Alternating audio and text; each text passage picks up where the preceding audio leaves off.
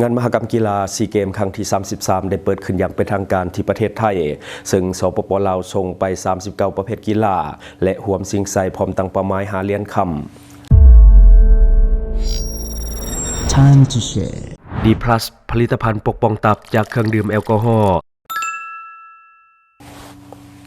สวัสดีท่านผู้ชมกลับมาพบกับรายการ Time to Share สารพัดข่าวที่เราอยากจะนำเสนอในมื้อนี้ก็คือจะนำเอาภาพของซีเกมที่ว่าเปิดขึ้นอย่างยิ่งใหญ่ที่ประเทศไทยนั่นก็คือเป็นซีเกมครั้งที่ 33 เปิดอย่างเป็นทางการในเมื่อวานนี้จังหวัดสปป.ลาวของเราก็ส่งไป 39 ประเภทกีฬาและก็รวมสิ่งใส่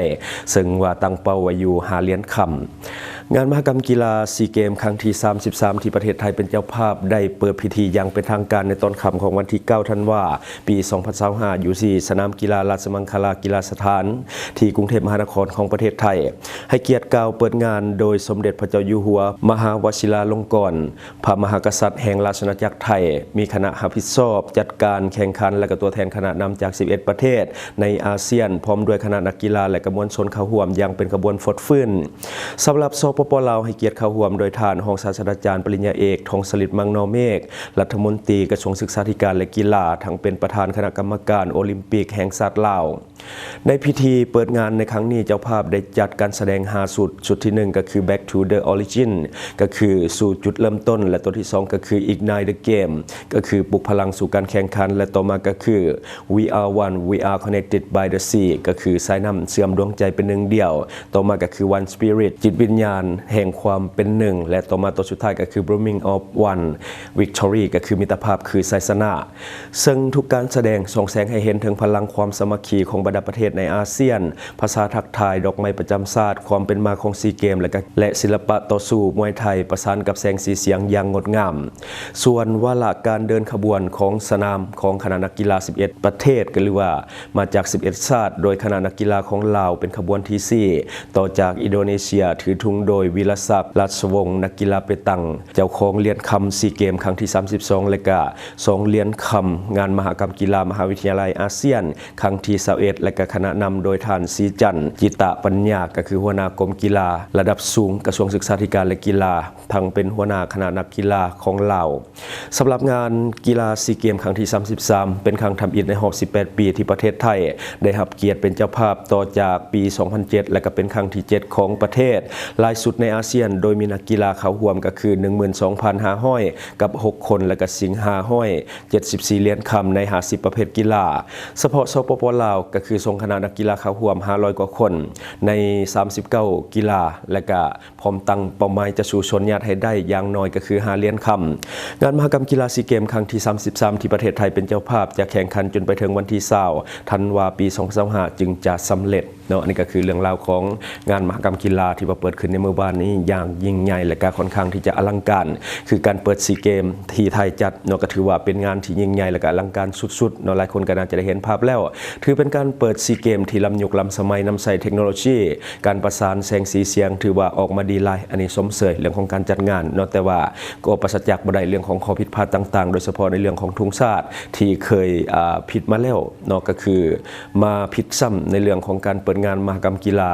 ซีเกมครั้งที่ 33ที่ประเทศไทยก็คือใส่ทุ่งชาติที่บ่ถือกับสื่อก็คือใส่สื่ออินโดนีเซียแต่ว่าเป็นทุ่งชาติของสิงคโปร์เพราะว่ามีความใกล้เคียงกันเพราะว่าแถบมันคล้ายกันแต่ต่างกันอยู่บนดาวคือเรื่องนี้มันเป็นเรื่องละเอียดอ่อนและก็เคยผิดพลาดมาแล้วตอนเวียดนามเนาะกับทุ่งจีนตอนนั้นตอนที่ว่าคัดเลือกอันนั้นก็เป็นบทเรียนอันหนึ่งแต่ว่ามาผิดซ้ำแต่ว่าจะได้ก็ตามเนาะเรื่องของงานใหญ่ระดับนี้ก็คือความผิดพลาดมันเกิดขึ้นได้จะได้ก็ตามชมเชยเรื่องของการจัดงานก็คือยิ่งใหญ่เนาะแต่ว่าหลายคนก็ดราม่าในโลกโซเชียลโดยเฉพาะใน TikTok เรื่องของความผิดพลาดต่างๆที่ว่ามันเกิดขึ้นอาจจะมาด้วยความที่ว่ามันเร่งรีบหรือว่ามันฟ้าวในเรื่องของการจัดงานก็คืออาจจะมีเวลาเตรียมงานน้อยเกินไปเนาะอาจจะเหตุให้เกิดข้อผิดพลาดหลายจุดแต่ว่าจังได๋ก็ตามโดยภาพรวมแล้วก็ถือว่าจัดได้ยิ่งใหญ่อลังการจะได้ก็ตามชมเชยเพราะว่าใช้เทคโนโลยีค่อนข้างที่จะล้ำยุคล้ำสมัยกว่าประเทศอื่นๆที่เคยจัดมาเนาะนี่ก็จบไปสำหรับเรื่องของซีเกมบัดนี้มาต่อที่รัฐบาลสปป.ลาวและก็องค์การสหประชาชาติปรึกษาหารือด้านยุทธศาสตร์สร้างแผนการร่วมมือในปี 2027 ถึงปี 2030ก็คือ ว่าเรื่องการร่วมมือลาวกับองค์การสากลก็คือในวันที่8ธันวาคมปี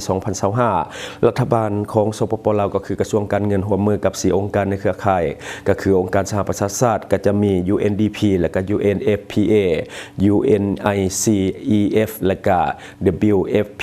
เนาะก็คือได้จัดกองประชุมปรึกษาหารือด้านยุทธศาสตร์การแลกเปลี่ยนความคิดความเห็นเพื่อสร้างขอบแผนการร่วมมือในปี2027หาปี2031โดยการเป็นประธานของท่านสุริวัลย์สุวรรณจูมคำก็คือรองรัฐมนตรีกระทรวงการเงินมีผู้ตั้งหน้าจาก4องค์การผู้ตั้งหน้าจากสภาแห่งชาติและก็บรรดากระทรวงและก็ภาคส่วนที่เกี่ยวข้องเขาร่วมนํกัน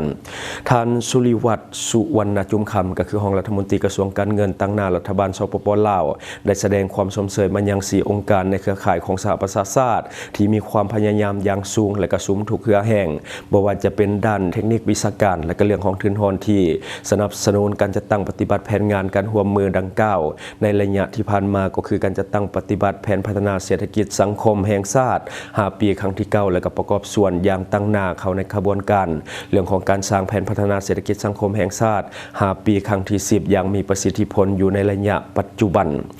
ในกองประชุมยังได้รับฟังคำคิดเห็นการนำเสนอจากผู้เชี่ยวชาญจาก UNDP UNFPA และก็ UNICEF และก็ WFP เกี่ยวกับขอบของการร่วมมือเพื่อการพัฒนาแบบยืนยงของสหประชาชาติสิ่งท้าทายและก็ผลงานการพัฒนาซึ่งยกให้เห็นการร่วมมือระหว่างสปปลาวและองค์การสหประชาชาติรวมทั้งการริเริ่มด้านสร้างด้านยุทธศาสตร์และก็ขอบแผนงานการร่วมมือระหว่างรัฐบาลสปปลาวและ4องค์การในเครือข่ายของสหประชาชาติตั้งแต่ปี2027หาปี2031ท่านรองรัฐมนตรีกระทรวงการเงินได้ให้คำแนะนำโดยได้เน้นหนักถึงสิ่งสำคัญที่จะเป็นทิศทางในต่อหน้าเกี่ยวกับการร่วมมือกับสหประชาชาติให้มีความยืนยงที่ติดพันกับเปียกงานการพัฒนาทรัพยากรมนุษย์และการปกป้องทางสังคมการค้ำประกันความมั่นคงทางด้านเสบียงอาหารและหันเปลี่ยนดิจิตอลเพื่อให้สอดคล้องกับแผนบุริมสิทธิ์แห่งชาติของสปปลาวและแผนการสนับสนุนของสหประชาชาติเป็นต้นสอดคล้องกับแผนพัฒนาเศรษฐกิจสังคมแห่งชาติครั้งที่10และบุริมสิทธิ์เป้าหมายการพัฒนาแบบยืนยงและก็อื่นๆเนาะอันนี้ก็คือในไหนของข่าวทั้งหมดที่ว่าเราเก็บมาเล่าสู่ฟังหวังว่าท่านจะได้รับสาระดีๆสำหรับท่านที่ว่าเบิ่งรายการอยู่คิดเห็นจะได้กับสิ่งที่ว่านำเสนอไปก็อย่าลืมฝากไว้ภายใต้คอมเมนต์ของเราและข้าพเจ้าจะเข้าไปอ่านด้วยตนเองขอขอบใจท่านใดที่มักดื่มเหล้าดื่มเบียร์หนักๆอย่าลืมปกป้องตับและฟื้นฟูเซลล์ตับแบบเร่งด่วนโดยผลิตภัณฑ์ดีพลัสตัวนี้แก้เมาค้างในโตมีเก็บเงินปลายทางข่าวสารที่หลากหลายนำเสนอได้โดนใจวิเคราะห์ตรงประเด็นแถมเนื้อหาก็ฟังง่ายอัปเดตข่าวเล่าทุกแบบทุกสไตล์ฟังกันสบายที่ช่องทางทูแชร์ทางทูแชร์ทางทูแชร์ทางทูแชร์แล้วครบเครื่องข่าวคนเล่าแท้ๆนำเสนอลงคลิปใหม่ทุกวันเปิดมาเมื่อไรก็ได้เจอให้ชมกันฟรีเสิร์ฟสิ่งดีๆให้เสมอข่าวราวยุคใหม่ไว้ใจไทม์ทูแชร์ไทม์ทูแชร์ไทม์ทูแชร์ไทม์ทูแชร์แล้วพบกันทุกช่องทางลงคลิปแบบจุใจที่ YouTube ก็ดูได้ทุกวัยทุกยุคที่ Facebook ก็มีข่าวที่หลากหลายที่ TikTok ก็วิเคราะห์ก็ชับใหญ่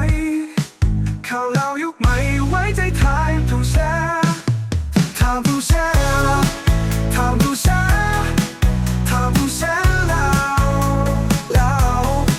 ไทม์ทูแชร์ไทม์ทูแชร์ไทม์ทูแชร์แล้ว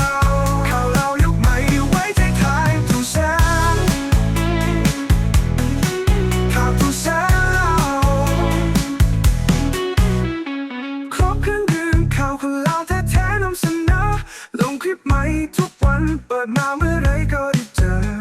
ให้ชมกันฟรีเสิร์ฟสิ่งดีๆให้เสมอข่าวราวยุคใหม่ไว้ใจไทม์ทูแชร์ไทม์ทูแชร์ไทม์ทูแชร์ไทม์ทูแชร์แล้วพบกันทุกช่องทางลงคลิปแบบจุใจที่ YouTube ก็ดูได้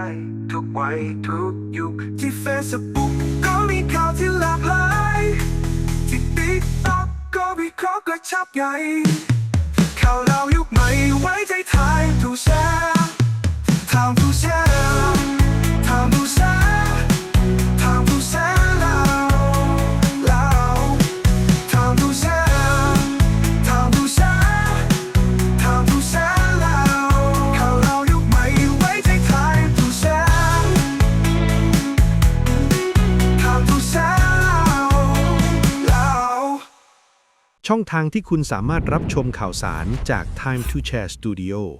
Fanpage Time to Share Laos YouTube Time to Share TikTok Time to Share Laos Facebook สิงห์ดาราสายลิน อยู่เมืองลาวใช้แต่เงินกีบลาวและส่งเสริมผลิตภัณฑ์ภายในเพื่อลดพรการนำเข้าสินค้าและแก้ปัญหาเงินตา Subscribe for more video.